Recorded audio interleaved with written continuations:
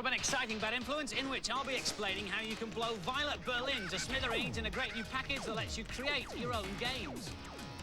We've got a first look at the latest games on the Jaguar Super Console. And in a major world exclusive, Violet visits the top secret headquarters of the producers of this year's hottest game, Donkey Kong Country. Now, there are loads of so-called super consoles on the horizon. In fact, later in the show, we've got a world exclusive of Nintendo's next-generation machine, the Ultra 64. But there is a 64-bit machine already in the shops, the technologically advanced Jaguar. But it's been difficult to get hold of a Jaguar. The company who make it, Atari, were running out of money, so they couldn't afford to advertise it properly or manufacture enough to meet demand. Consequently, gameplay companies were reluctant to develop software for it.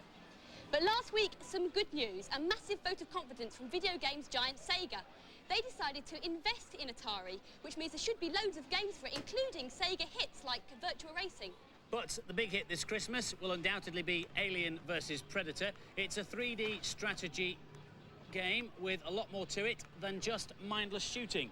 It's really 3 games in one. You can choose to play any of 3 beings. You can be the alien when your task is to rescue the alien queen from the Predator's spaceship. If you fancy yourself as the Predator, your task is to capture the alien queen. And if you're a real glutton for punishment and choose to play as the colonial marine, you wake up to find yourself alone, surrounded by aliens, predators and dead humans, with no memory of who you are or why you're there. This is a new racing game called Club Drive. It's so new, it's not finished. We've only got it on chips at the moment. It's like a cross between micro machines and hard driving. You can race around an accurate San Francisco cityscape, travel back through time and tear up an old western town, or jump forward in time to future world.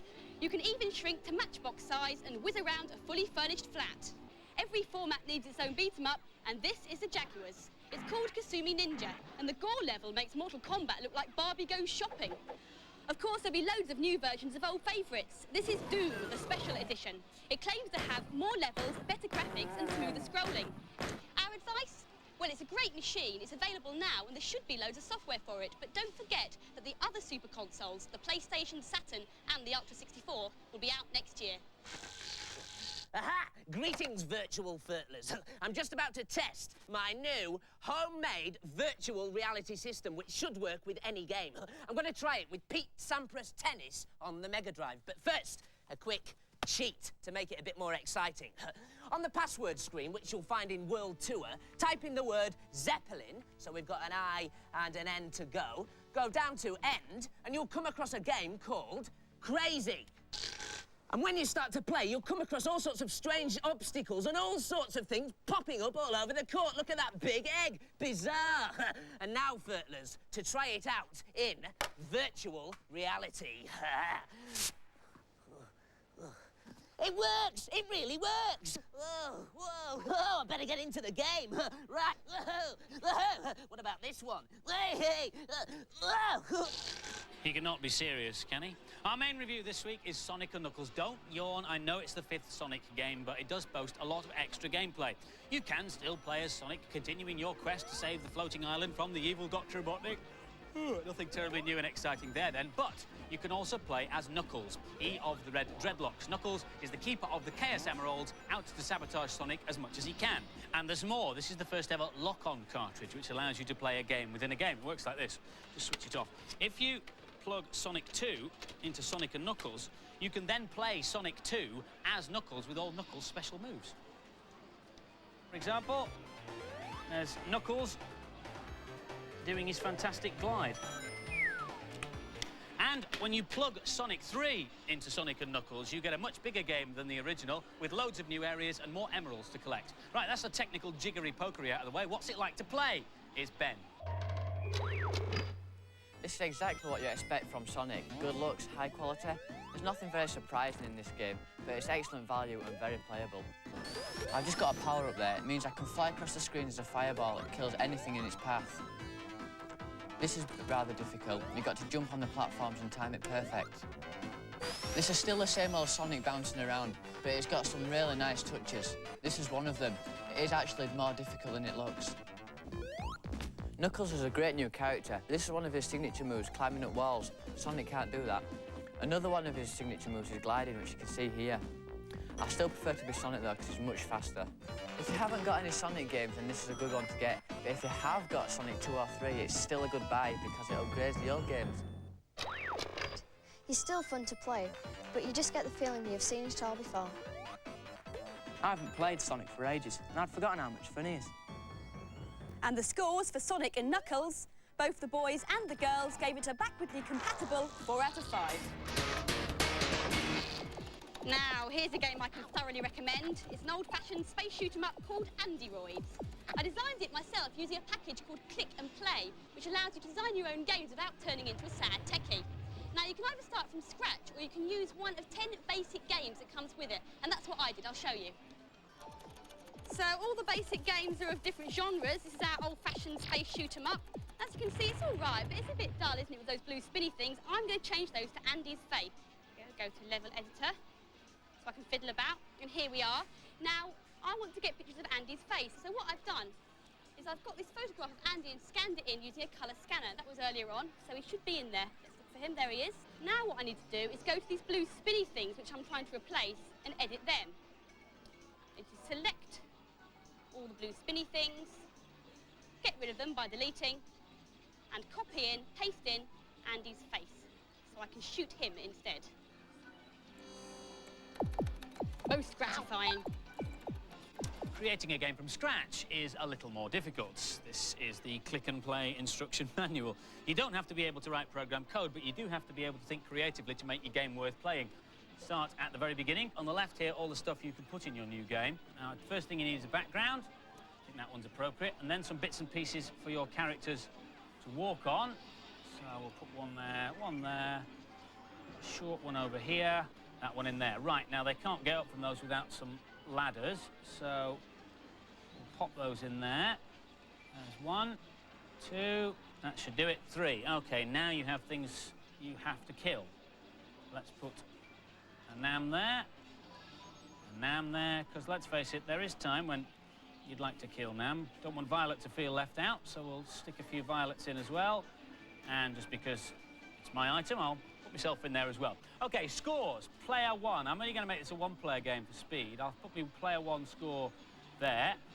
So if we pop that there. Now, oh, that's no good. Let's move that a little bit straight. Okay, that's player 1. Now we need a character to use in the game. Kung Fu guy or normal guy?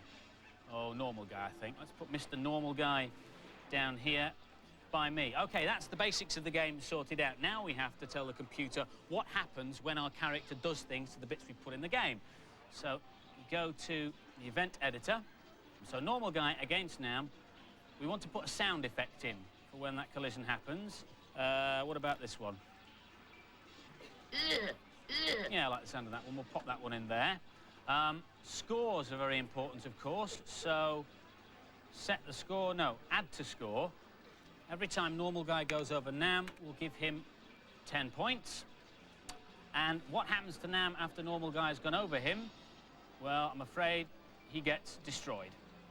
So there we go. Collision between normal guy and Nam means that sound effect, 10 to your score, and Nam destroyed. We'll just make sure the game's working. Let's see if that's worked.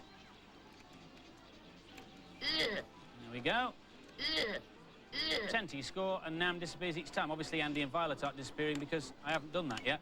That's basically how the game works. If you're going to do a big platform game, you've got to spend hours and hours and hours doing it, and I have done, and this is one I did earlier.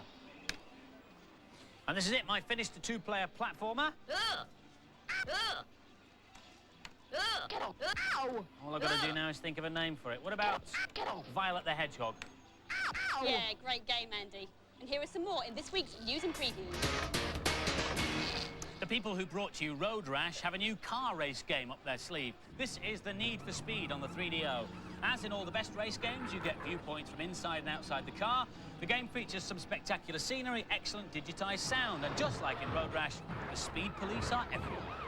Street Racer is a very different kind of race game. This one's more for Mario Kart fans. Before you start to play, check out the character profiles to see the different styles of attack on offer. Helmet, for instance, can turn his car into a triplane to bamboozle the opposition. And the game boasts a unique 4-player option. Street Racer's due out on the SNES next month. And now some good news. games companies are doing their bit for children's charities this Christmas. They're clubbing together to release 3 compilations which should raise £1 million for some very worthy causes. The CD-ROM pack will feature 10 titles for under £40. There'll be a 6-game Amiga bundle and a Mega Drive triple pack for £30 each. Take that, Bluebeard! Whoa! Whoa! Oh, phew. Hello again, virtual furtlers. Just having a quick game of virtual reality swashbuckle. And you're just in time because I'm about to try out one of my favourite games, Super Bomberman on the SNES. I'm going to start off gently with a special small version of the game. Now, to get this, on the password screen, type in 5656. And when you start to play, you get this miniature sprite. Hey, it'll look great in VR. Whoa! Whoa! And now a major world exclusive. Donkey Kong Country on the SNES is set to be the hottest game of the year when it's released next month.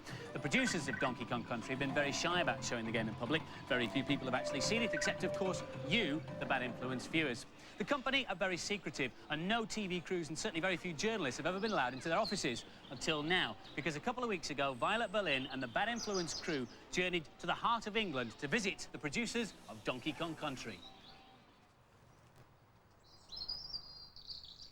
You get to go to some pretty interesting places working on Bad Influence, and today's a rare opportunity to see something very special.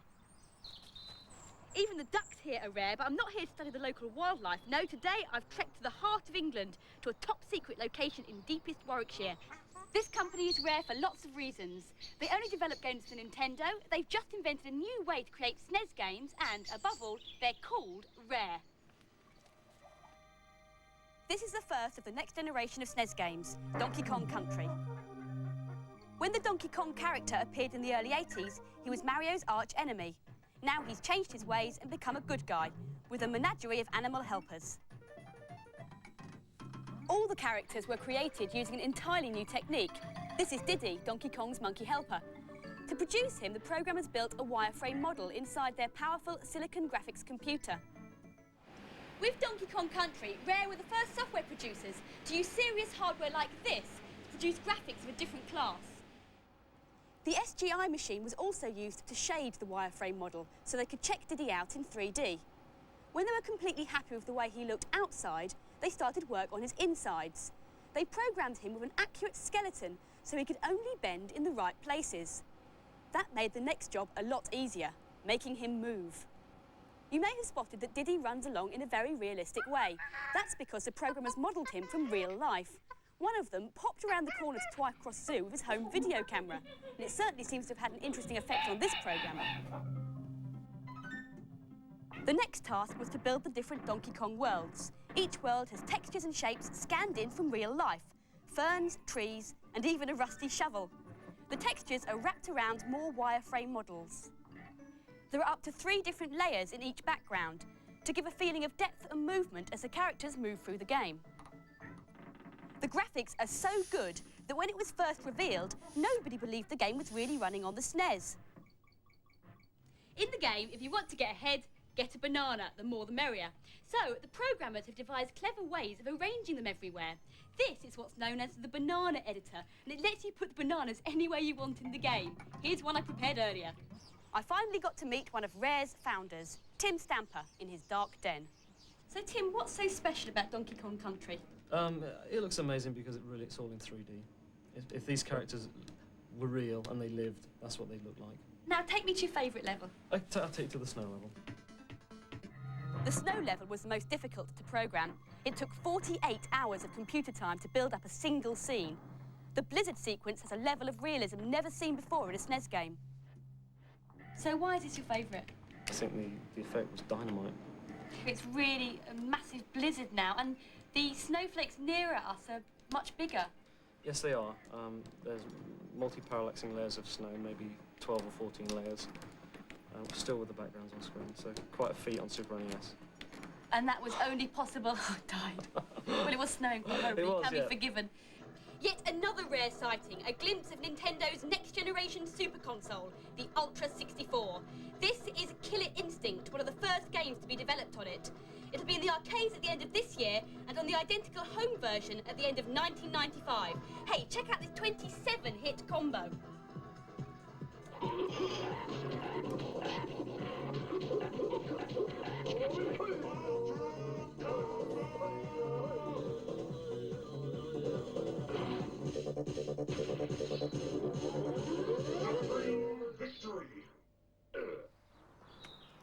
Well, it's been a rare old day, and I've been the first person to ever visit Donkey Kong's treehouse.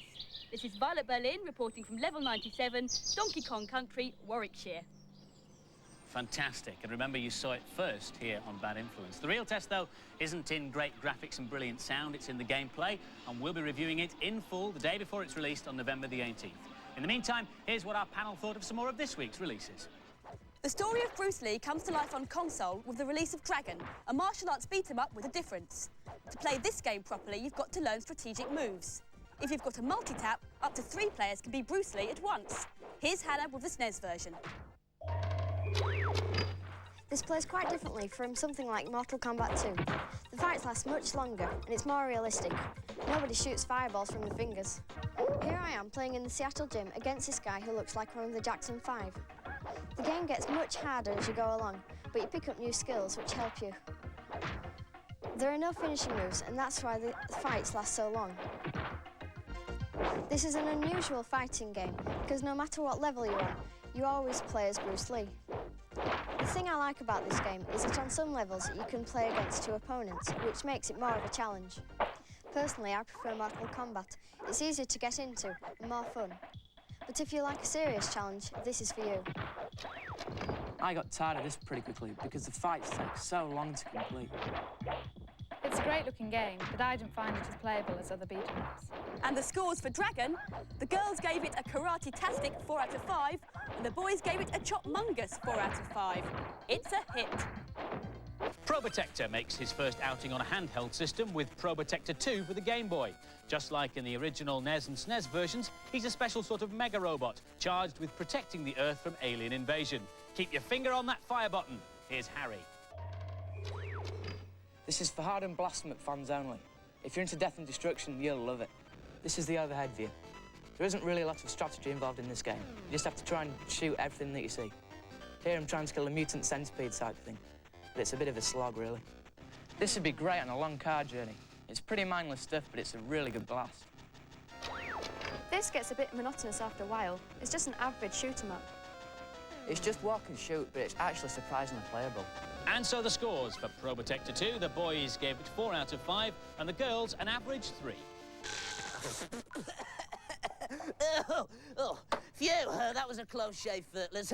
I've made a few adjustments, so all should be well with my next VR experience. I've connected up to Lost Vikings on the Amiga, and I've arranged to be whisked to the big alien on the 36th level by typing in MSTR on the password screen. Right, big alien, here comes Giant Nam. Oh no! I said Giant Nam!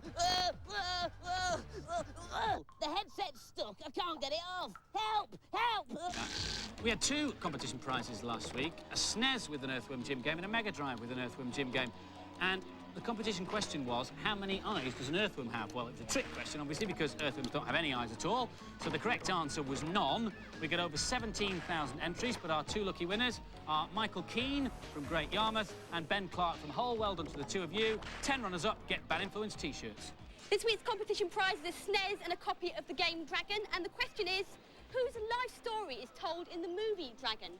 Phone in your answers on 0891 555 999. Calls will cost no more than 25p, and lines close at midnight on Monday. But make sure you get permission from whoever pays the phone bill, because you can't win if you don't ask permission. That's it for this week. Hope you enjoyed the programme. We'll leave you with another clip from our world-exclusive Killer Instinct. See you next week. Bye-bye. See ya.